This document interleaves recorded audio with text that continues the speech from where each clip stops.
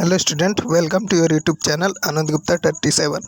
आज मैं आपको क्लास 12th का जो चैप्टर नंबर 2 है, दो ध्रुवीयता का अंत, इसके बारे में हम आज आपके साथ डिस्कस करेंगे। अभी तक आपने फर्स्ट पार्ट जो नहीं देखा है, आप वीडियो के डिस्क्रिप्शन पे लिंक है, आप वहाँ जाके देख सकते हैं। अभी तक आपने चैनल को सब्सक्राइब नहीं किया, सब्सक्राइब कर दीजिए, लाइक कर दीजिए और एक कमेंट कीजिए कि आपको वीडियो कैसा लगा। आप ऐसे ही नोट्स के लिए वीडियो पढ़ना चाहते हैं तो आप हमें सब्सक्राइब कर सकते हो और बगल में जो बेल आइकन है उसे ऑल पे सिलेक्ट कर लीजिएगा। तो चलिए स्टार्ट करते हैं। हमने फर्स्ट पार्ट में क्या पढ़ा था, हम थोड़ा उसके साथ डिस्कस कर लेते हैं कि हमने फर्स्ट पार्ट में क्या क्या पढ़ा था। फर्स्ट पार्ट में हमने सबसे पहले पढ़ा था कि सोवियत संघ का विघटन और दो जो शक्तिशाली देश है, एक कौन सा है, एक है आपका अमेरिका और दूसरा है सोवियत संघ। तो सोवियत संघ जो है उसका विघटन हो गया, यानी सोवियत संघ क्या हुआ, उसका विघटन हो गया था। तो 1917 में एक क्रांति हुई थी जिसमें कि सोवियत संघ बीच में आया था। सोवियत संघ 15 बड़े गणराज्यों से मिलकर बना था। यह स्वास्थ्य, शिक्षा, सब कुछ अच्छा उपचार था।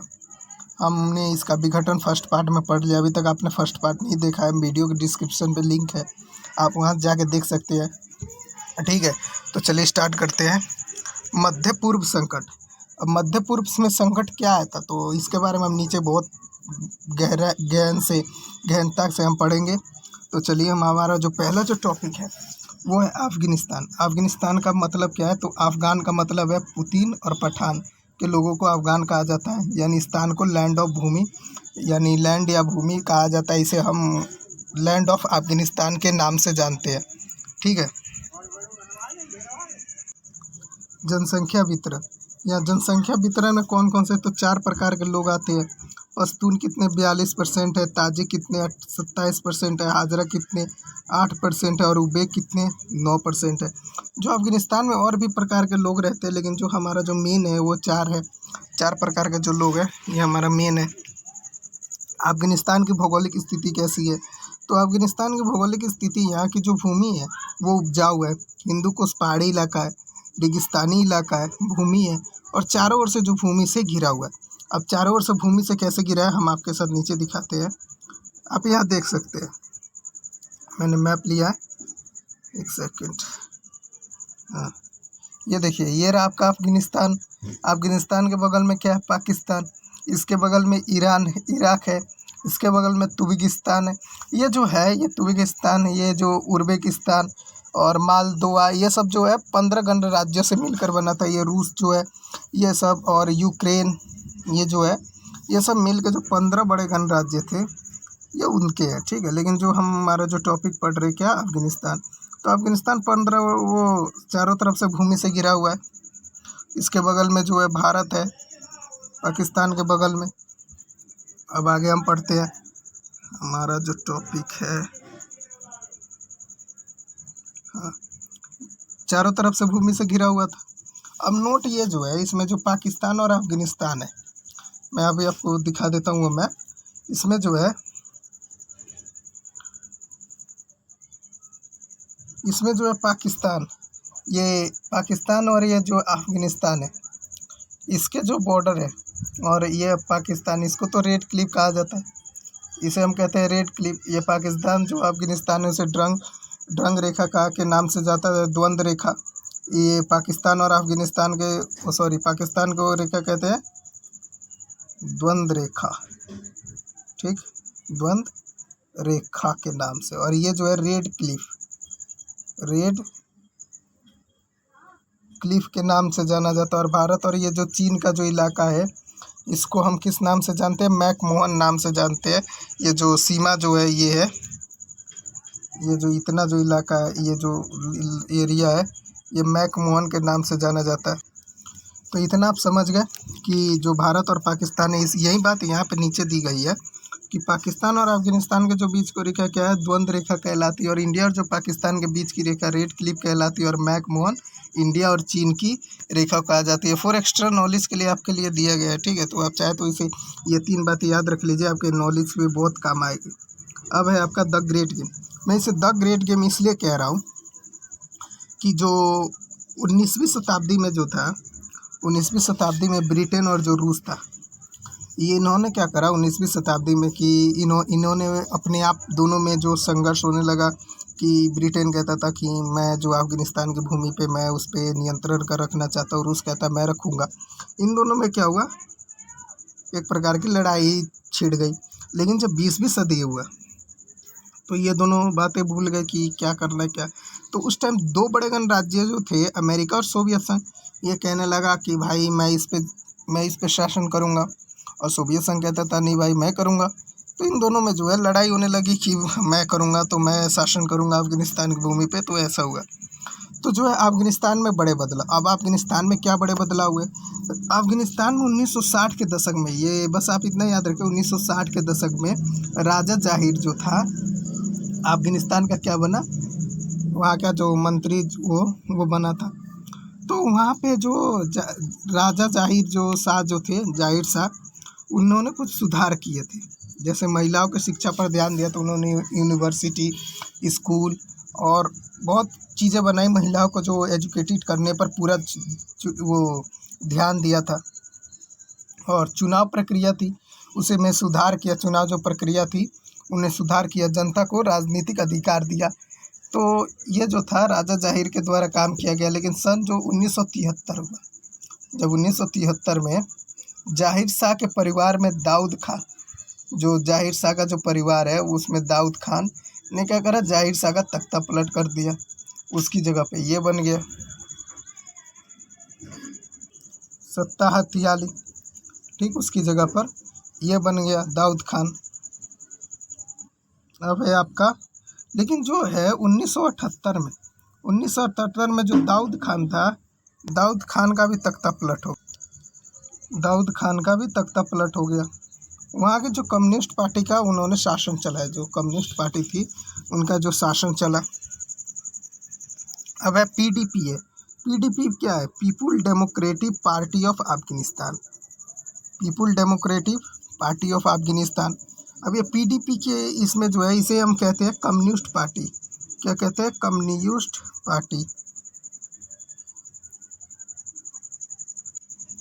यहाँ की कम्युनिस्ट पार्टी ने, जो यहाँ की कम्युनिस्ट पार्टी थी, यहाँ की ज़मीन को लेकर कुछ सुधार करने का प्रयास किया था, जिसके विरोध में वहाँ की जो जनता थी उनके विरोध में आ गई। वहाँ विरोध के संघर्ष बढ़ने लगे।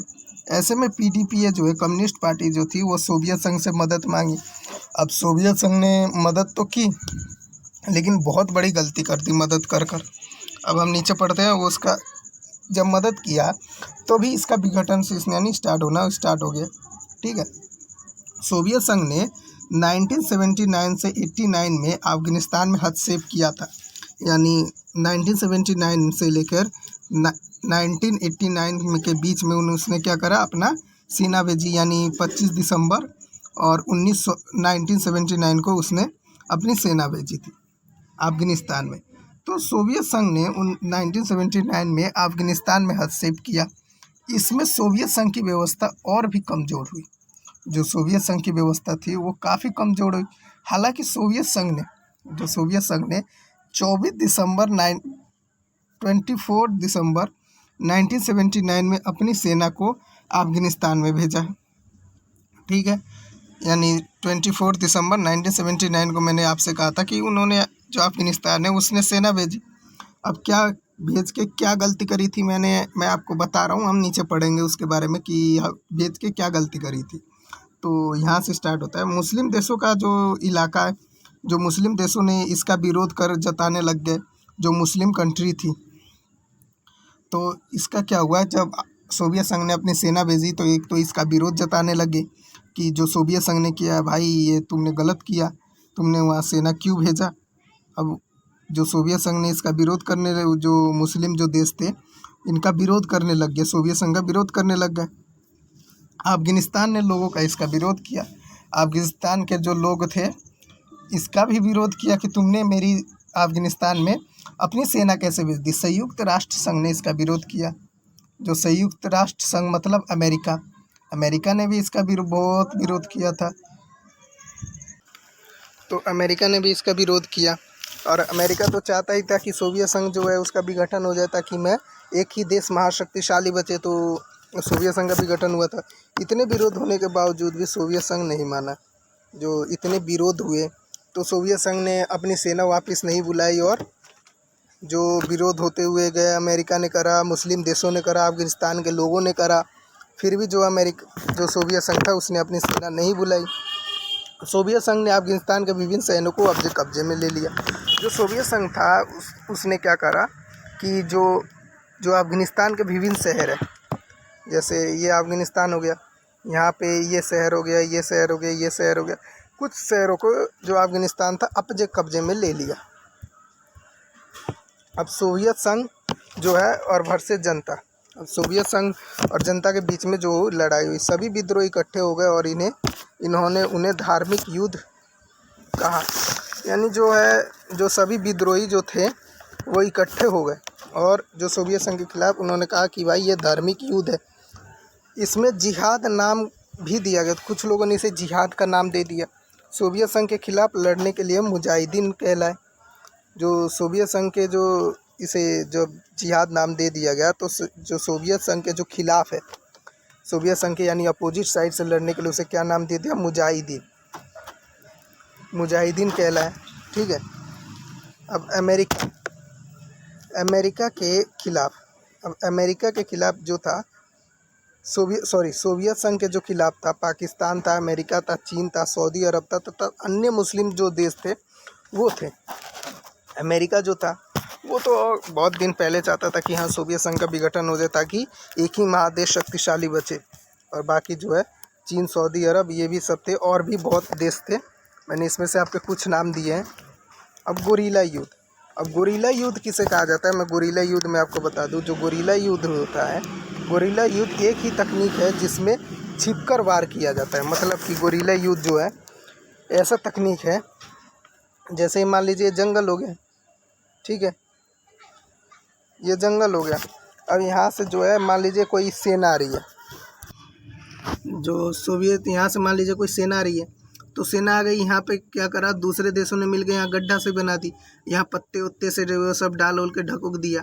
तो यहाँ जब सैनिक यहाँ से गुजरी तो इन्हें लगा कि भाई यहाँ तो कुछ है ही नहीं, यहाँ तो कुछ वैसे था ही नहीं।